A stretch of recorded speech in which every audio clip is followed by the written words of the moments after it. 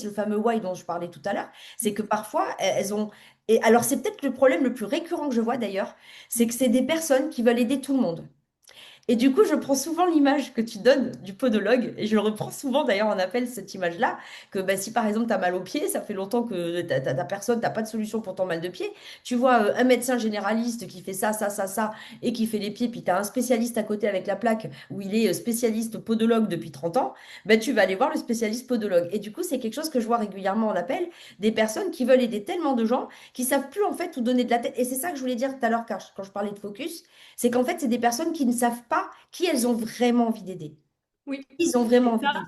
aujourd'hui, on va pas se mentir. Donc moi, là, je t'amène l'expertise vraiment d'un coach business et le marché, il a évolué, hein. On est en 2025, on n'est plus en 2020, 21, où là, sur un coup de chance, tu pouvais faire des ventes. Même encore aujourd'hui, sur un coup de chance, tu vois, tu peux faire des ventes facilement. C'est pas pour ça que tu vas réussir à le reproduire et à vraiment vivre de ton activité dans la durée. C'est radicalement différent. Le coup de chance fait pas que tu construis les fondations solides pour ton business quand tu connais rien. C'est pas vrai.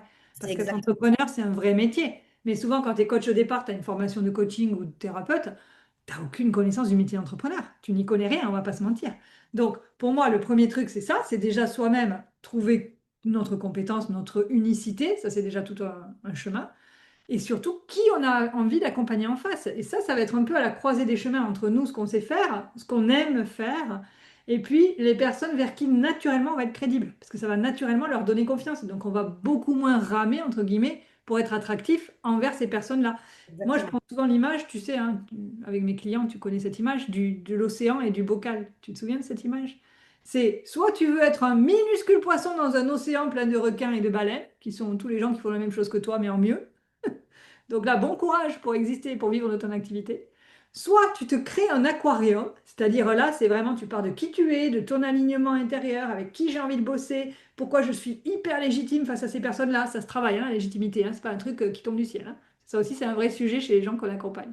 C'est vrai. Donc en gros, tu travailles tout ça, vraiment, ça fait partie des fondations. Tu te crées ton bocal, et là, tu deviens un poisson bah, qui a du coup une bonne taille dans son bocal, puisque le bocal, c'est beaucoup plus petit qu'un océan. Et non seulement ça t'enferme pas, mais tous les gens qui vont passer, être de passage dans ce bocal parce que ce bocal leur correspond, hop, ils vont devenir tes clients. Parce que tu es le plus gros poisson du bocal, puisque tu l'as créé toi-même. Tu vois, c'est ça l'enjeu, moi, c'est ça que je vous apprends à faire. Là, on parle beaucoup par image, mais après, derrière, c'est des méthodologies qu'on met en place. Mais moi, je prône vraiment un marketing où on ne part pas de la méthode, parce que sinon, la méthode, c'est un peu comme si toi, tu choses du 37 et je vais te filer une chaussure qui fait 30. Ça va être l'horreur. Non, moi je pars de toi. Ok, tu fais 30. Ta pointure, c'est 30. Ok, mais on va créer quelque chose qui Je fais convient à du 30. 34 quand même, hein. Je suis un peu plus que ça. 34. Ah T'as un ouais. petit pied. T'as un petit pied, mais on va partir de ton petit pied et on va créer quelque chose qui te ressemble. Et c'est ça qui va te permettre après de cranter vers des résultats, mais qui ne seront pas magiques, qui seront, j'allais dire, stratégiques, que tu seras capable de reproduire dans la durée. Parce que c'est ça qui compte aujourd'hui si on veut un business pérenne aussi. C'est pas juste une réussite du jour au lendemain. Sur un coup de bol, j'ai un client et je vais essayer de le refaire comme je peux, quoi. Donc c'est un vrai métier. Je trouve que le marché, il s'est vraiment professionnalisé ces dernières années, tant mieux quelque part. Parce que du coup, on ne peut plus faire n'importe quoi. Mais du coup, le revers de la médaille, c'est que c'est plus exigeant et que ça demande vraiment pour moi d'être accompagné dès le départ. Parce qu'en fait, tu n'inventes pas un métier, tu te formes pour acquérir ta compétence de coach ou de thérapeute.